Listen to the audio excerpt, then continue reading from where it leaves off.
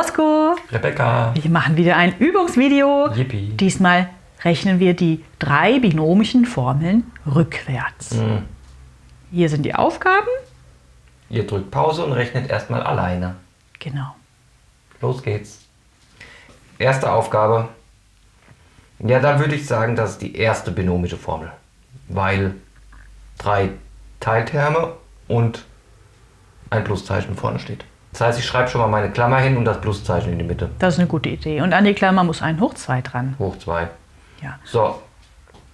Dann weiß ich, dass 3 mal 3 9 ist. Also muss da schon mal die 3 hin. Und b mal b ist b hoch 2. Also 3b steht vor dem Pluszeichen. Ja. Ja, und 1 mal 1 ist 1. Also hinten steht es 1. Fertig. Ja, fast fertig. Jetzt musst du eben noch überprüfen, ob das Mittelteil, das davor gestanden hat, die 6b, auch wirklich dazu passt. Ja, meine unfreiwillige Pflichtprobe. 2 mal 3b sind 6b. Ja, mal 1 ist 6b. Gut. Also passt. Ja. Gut. Nächste Aufgabe. Zweite binomische Formel, weil ein Minuszeichen da steht. Also Klammer hinschreiben, Minuszeichen rein, hoch 2. Gut. 3 mal 3 ist 9, das heißt, da schreibe ich schon mal die 3 hin.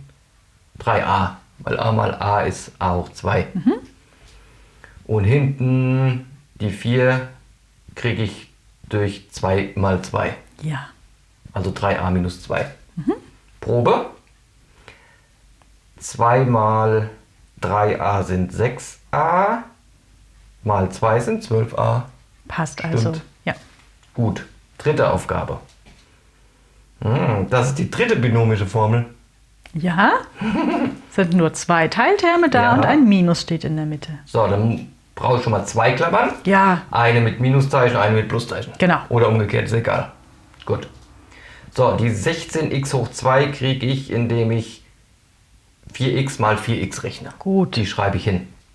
Und die 36 kriege ich mit 6 mal 6. Ja. Fertig. Keine Probe. Diesmal ist keine Überprüfung nötig, weil du gar kein Mittelteil hast. Genau. Gut. Nächste Aufgabe. Das ist die zweite binomische Formel wegen dem Minuszeichen hier. Ja. So.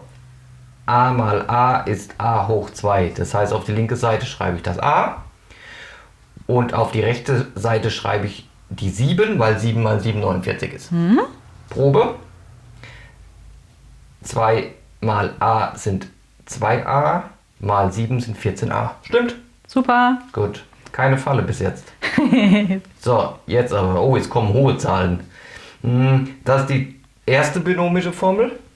Wegen dem Pluszeichen hier vorne.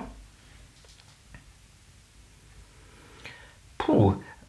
144. Ah, kriege ich 12 mal 12. Das ist ja eine der Quadratzahlen, die die du vielleicht Quadratzahlen auswendig gelernt hab ich. hast. Also 12z kommt hier hin. Ja. Dann das Pluszeichen. Und die 225 kriege ich mit 15 mal 15. Also kommt hier 15y hin. Ja. Probe. Puh.